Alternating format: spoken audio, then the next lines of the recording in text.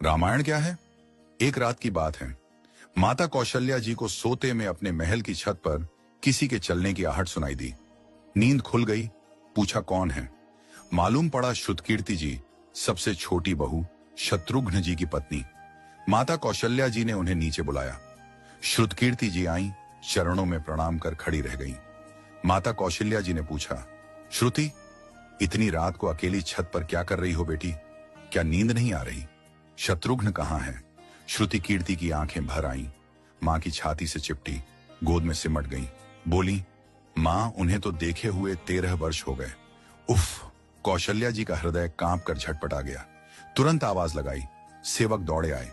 आधी रात ही पालकी तैयार हुई। आज शत्रुघ्न जी की खोज होगी। मां चली। आपको मालूम है शत्रुघ्न जी कहाँ मिले? अयोध्या जी के जिस दरवाजे के बाहर भरत जी नंदीग्राम में तपस्वी होकर रहते हैं, उसी दरवाजे के भीतर एक पत्थर की शिला है।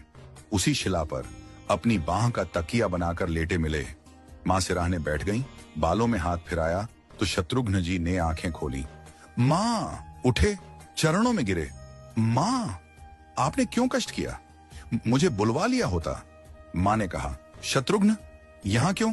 शत्रुघ्न जी की रुलाई फूट पड़ी। बोले, मां, भैया राम जी पिताजी की आज्ञा से वन चले गए।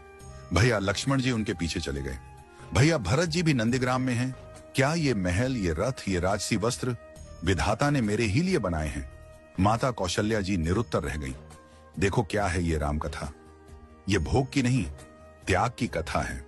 यहाँ त्याग की ही प्रतियोगिता चल रही है और सभी प्रथम हैं। कोई पीछे नहीं रहा। चारों भाइयों का प्रेम और त्याग एक दूसरे के प्रति अद्भुत, अभिनव और अलौकिक है।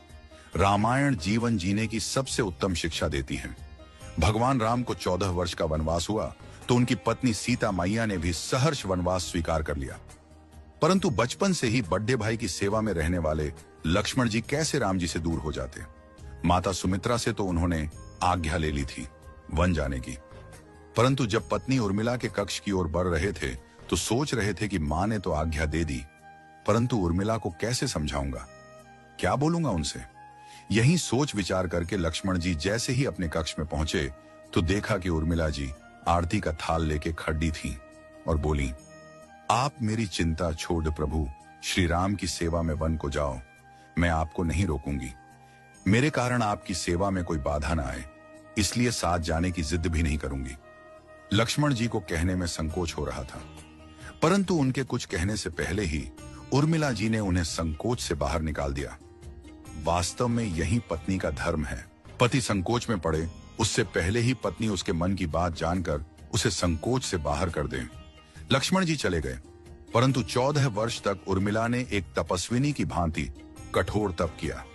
वन में प्रभु श्री राम माता सीता की सेवा में लक्ष्मण जी कभी सोए नहीं, परंतु उर्मिला ने भी अपने महलों के द्वार कभी बंद नहीं किए और सारी रात जाग जाग कर उस दीपक की लौ को बुझने नहीं दिया। मेघनाथ से युद्ध करते हुए जब लक्ष्मण जी को शक्ति लग जाती है और हनुमान जी उनके लिए संजीवनी का पर्वत लेके लौट रहे होते हैं, तो बीच में जब हनुमान जी अयोध्या के ऊपर से गुजर रहे थे तो भरत जी उन्हें राक्षस समझकर बाण मारते हैं और हनुमान जी गिर जाते हैं। तब हनुमान जी सारा वृत्तांत सुनाते हैं कि सीता जी को रावण हर ले गया, लक्ष्मण जी युद्ध में मूर्छित हो गए हैं।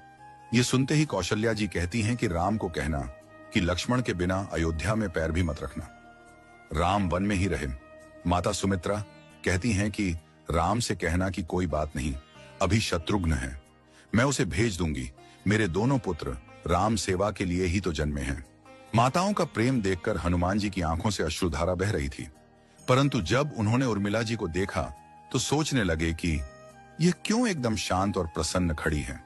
क्या इन्हें अपनी पति के प्राणों की कोई चिंता नहीं? हनुमान जी पूछते हैं, देवी, आपकी प्रसन्नता का कारण क्या है? आपके पति के प्राण संकट में हैं।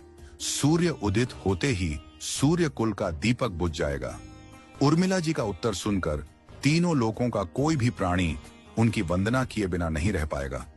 उर्मिला बोली, मेरा दीपक संकट में नहीं है, वो बुझ ही नहीं सकता।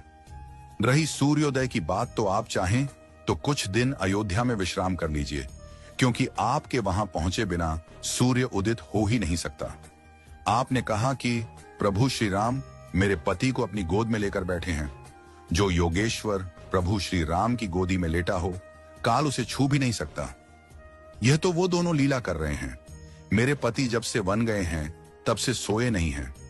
उन्होंने न सोने का प्रण लिया था, इसलिए वे थोड़ी देर विश्राम कर रहे हैं, और जब भगवान की गोद मिल गई तो थोड़ा विश्राम ज्यादा हो गया।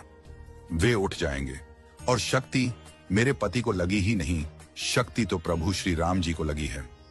मेरे पति की हर श्वास में राम है, हर धड़कन में राम, उनके रोम रोम में राम है, उनके खून की बूंद बूंद में राम है।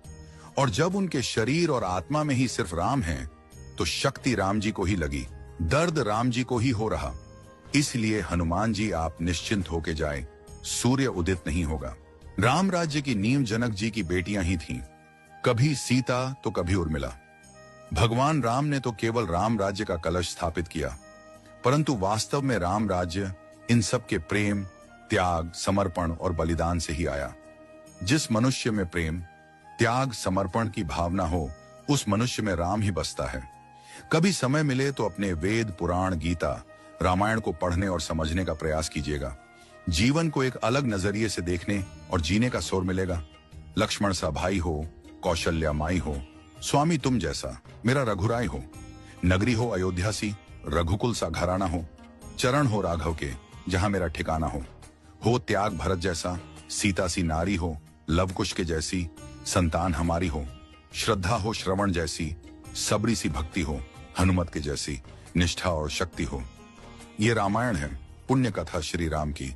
जय जय श्री राम।